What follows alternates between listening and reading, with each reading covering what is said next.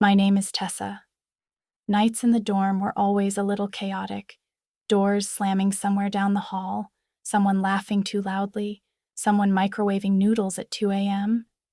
But not tonight. Tonight, it was just the three of us, squeezed together on one narrow dorm bed under a single soft blanket.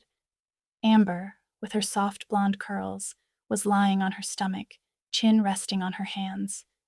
Nia, the quiet, dark-haired one, was curled up beside her, her leg brushing mine every time she shifted. And me, somewhere in the middle of them both, feeling their warmth and the kind of comfort you can't fake. The room smelled like cocoa powder and lavender detergent.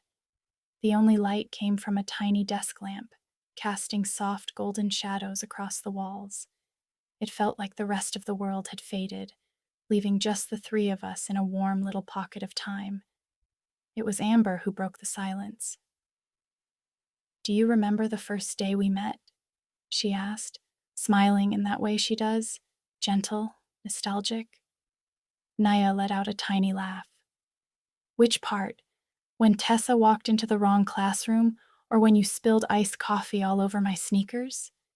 I groaned, covering my face with the blanket.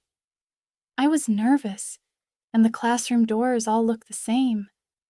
Amber grinned at me. "You looked so lost. I thought you were adorable." The memory made me smile too. That awkward first day, the fluorescent lights, the smell of new textbooks, and the way everything felt too loud. And then those two girls, somehow making it all softer, easier. Nia shifted closer, her shoulder brushing mine. "I think I knew right away," she said quietly. "Knew what?" Amber asked. "That we were going to be important to each other." For a moment, none of us spoke. The blanket was warm around us, the room silent except for our slow breathing. There was something about remembering that first day that made the present feel even more real, like the three of us weren't just friends thrown together by chance, but something deeper, something chosen. Amber lifted the blanket to peek at both of us. "I'm glad we're here," she whispered. Nia nodded. "Me too."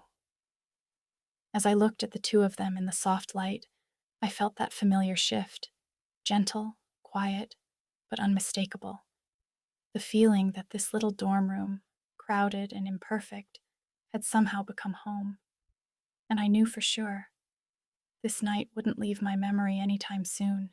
The blanket had become a little tent over our heads, trapping our warmth and soft breaths inside.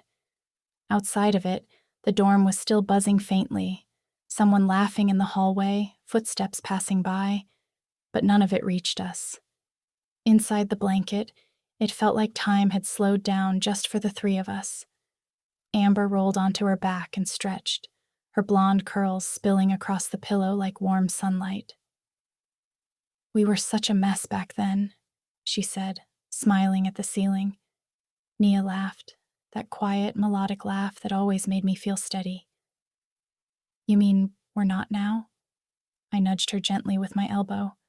"Speak for yourself." Her eyes met mine, soft, amused, but carrying something deeper, something I'd always felt but never dared to name out loud.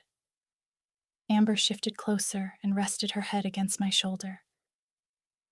"I remember the first week," she said softly. "I felt so alone. Everything was too loud, too fast. Until you both showed up." Nia's fingers absent-mindedly traced patterns on the blanket. "You made the noise stop for me too," she murmured. I swallowed. Funny how you don't realize how important people are until you say it out loud, or hear them say it. The lamp flickered faintly, warming the shadows around us. Nia leaned her head against my other shoulder, and for a moment I felt completely surrounded, not trapped, but held, like their presence created a space nothing else could touch. "Can I tell you something?" Nia asked quietly. Amber and I both looked at her. She hesitated, eyes lowered, voice barely above a whisper. "I was scared that first day. Scared you wouldn't like me. scared I'd ruin everything. Amber took her hand under the blanket.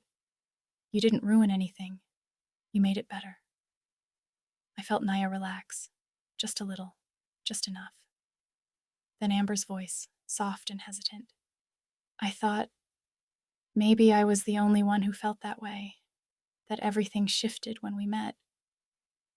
My heart tugged in a slow, warm ache. Nia looked up at me. And you? She asked. Did anything change for you?